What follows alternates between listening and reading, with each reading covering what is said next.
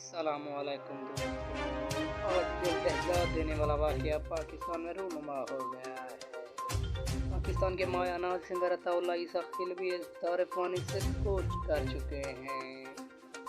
इसकी तफसील की तरफ ये चलते हैं। आपको अगर इससे पहले आपने मेरे चैनल को सब्सक्राइब नहीं किया तो जल्दी से मेरे चैनल को सब्सक्राइब कर दे और बेल आइकन के बटन को प्रेस करना हर दिन ना भूलिएगा ताकि हमारे सबसे पहले वीडियो सबसे पहले आप तक पहुँचे। जी नाज़रीन, अताउल्लाह ईसा खिलवी इंतकाल कर चुके हैं और वो पाकिस्तान की एक ऐसी हस्ती थी जिन्होंने पाकिस्तान के नाम को दुनिया भर में रोशन किया और पाकिस्तान के लिए कई ऐसे सॉन्ग भी ईजाद किए जिनको सुनकर जयालों का दिल जी उठता था।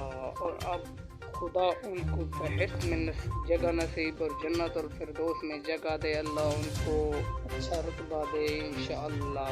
तमाम दोस्तों को गुजारिश है कि उनके लिए दुआ दो।